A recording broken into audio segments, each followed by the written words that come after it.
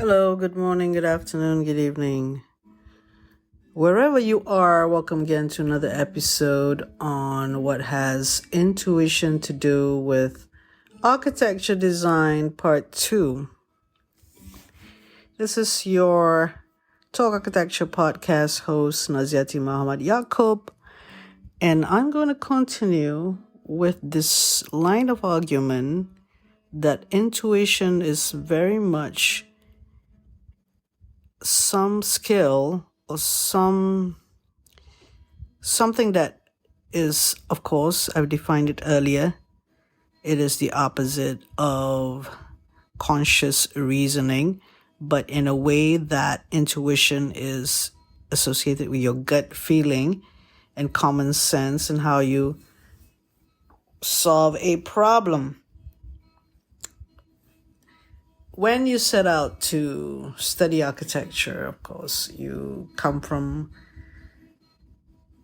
high school, secondary school, and you went to foundation course that sort of give you the fundamentals of design. And then you set out to do architecture program in which you pick up skills and ask questions and understand for the different subjects that you need to understand, construction, materials, graphic, communication, design, and so on. And it's all in the head, really, that you need to digest all the formulas and the principles and the theories. And this is something that has been tested sometimes using assignments, or you have examinations that you need to write down, or essays. And you sometimes feel that you're a researcher rather than a designer. And supposedly the researcher bit, the research that you did on understanding about the topic at hand would help you understand the topic. And then you would start designing. And in designing something, how much of that is intuitively done? Now, I try to go and look at intuition from the beginning, from education itself, from how intuition is being employed in architecture design. Obviously, there was a comment made earlier that in determining the outcome of a design to be built, it comes from the very beginning where there are someone doing sketches and conceptual design, and they could do whatever they want, really. But the right way of doing it is actually being able to assemble or understand how to detail out the design, because once it comes to that stage where you need to draw it out as construction drawings or tender documentation, it has to be quantified. And the screws and nuts and bolts and everything else needs to be quantified eventually in order for it to be built. It's not just a fancy full drawings in the beginning. So somebody has to oversee the whole process and making sure that what is envisioned earlier is going to be almost the same as when it's built at the end. So in a team, in a company, there are different roles that people take in order to process all that information into the built form. So that is why you have a company, you have the different people taking different roles and making to ensure that that happens at the end. And a sign of a good company is that they ensure the quality at the end, the product or the built form is reflected, or it is same as the initial vision. Now, yes, of course, there are things that needed to be corrected along the way. Maybe they need to be changed, but that's fine. That's part of the process. When we go back to architecture education from the very beginning, the first year, when students of architecture learn to use their intuition, learn to use their feelings, and learn to be confident of their feelings, to express themselves. What does that mean? What does that mean? Or do architecture school make sure that students know how to reason out? So when we ask senior architects about the role of architecture criticism, then the architect mentioned about, it's subjective. So the director that is in charge of a particular project in a company calls shots in terms of the subjectivity of the design until the end.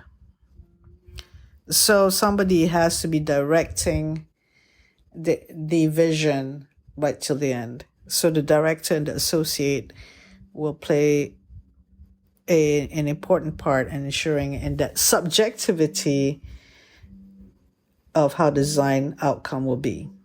Now, when we talk about architecture criticism as something that is being used in design education, in architecture education, where eventually the student of architecture gets critique coming in to criticize about his work, which is an opinion from someone, his peers. So often the student of architecture would listen, and the percentages are that most likely the student would listen to what has been recommended and follow that recommendation. Now, in following that recommendation and not using their instinct more, or their common sense, or the feelings more, they subject themselves to reasoning with other people. Meaning that the defense of the design, which eventually come to the 5th year, the defense of design thesis. Design thesis has been a hypothesis by the student in which there's a scheme, and the visiting critique would come and break it down, because that's the process of architectural design in terms of the learning about architecture, where you are subjected to the peers, the pressure from visiting critiques on how you should, or you would develop your design, taking into consideration the critique and whether you want to follow their suggestions or not. Because you'll come up against them again. In another a critique session. If it's not visiting critiques, it's your own tutor, looking at your work from the very beginning and giving their input, their understanding, their suggestions, in which you would figure out whether, or by right, you would need to believe in what they say or not. So once you start thinking about, if I don't follow them, I won't get a good grade, the learning stops.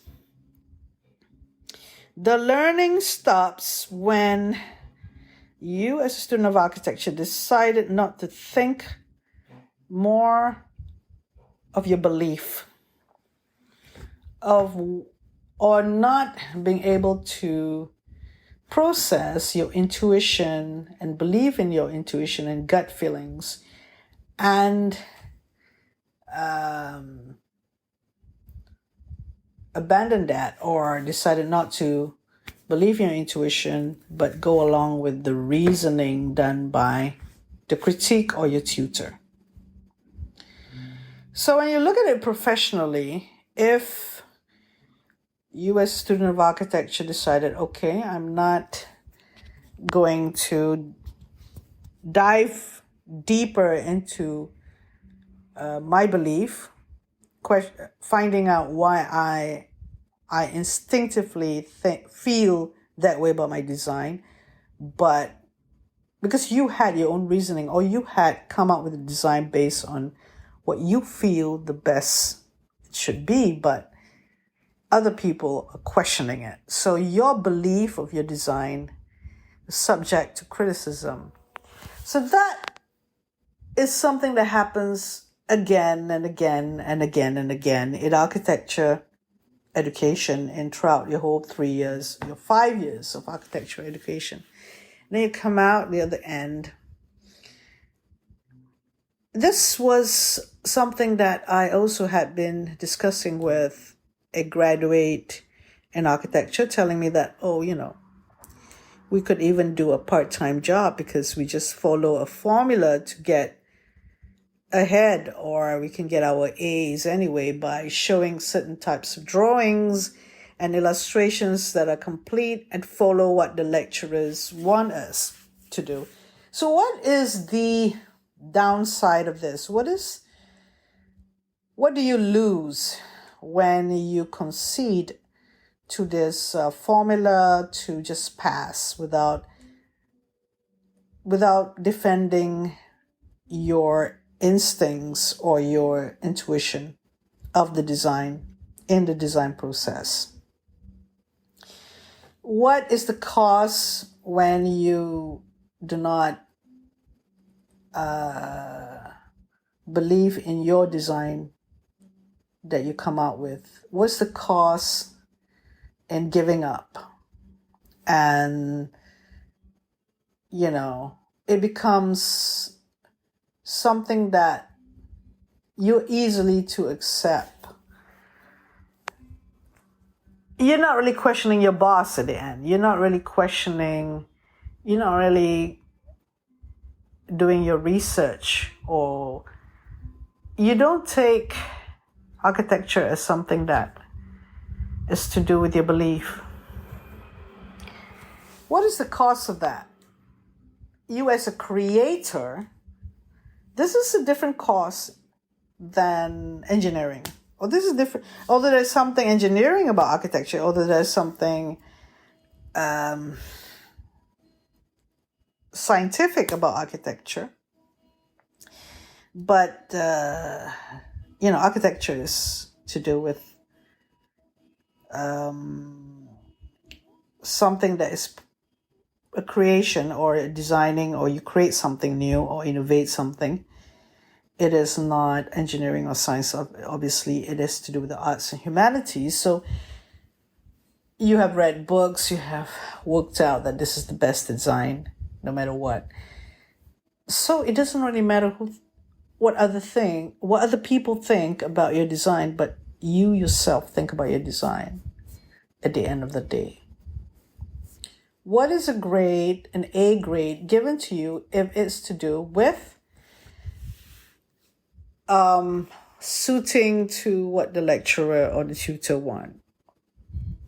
I mean, I'm sure people had their different journeys in architecture. But at the end of the day, architecture is not merely, going, or shall we say, architecture is not merely going through the process of trying to get a paper qualification and getting a job. Architecture is closer to you as a creator, you as someone who create things and be proud of the thing and standing by the belief of what you've done. Architecture is strengthen you in terms of your confidence to stand for something. Has architecture now gone and sold to the developer? Has architecture gone and sold to, shall we say, money? So what about architecture education? How is it that you prepare your students of architecture to be much more instinctive and intuitive? How is it that you prepare them to have belief in themselves, and they would come out much more confident, much more be that person, be their own person, rather than just mimicking and aping trends? So reading and coming up with your own reasoning, your own belief is so important in order to come out as a human being more than anything else, that it will go in good stead later on to discover yourself even better. So this is the second part of the series on what does intuition has to do with architectural design. And I hope that part 2 will give a much more serious consideration about why we use intuition, how intuition is connected to belief, how intuition, when it's sharpened from giving it a place in your life, in what you do as an architecture student, would help you to be much more determined and having a particular philosophical stance of yourself, or a stance in which you can hold on to as an identity, as an architect that you are, which is different than any other people. It's not the same, it's not replicated. So, okay. Thank you very much for listening. Till the next time.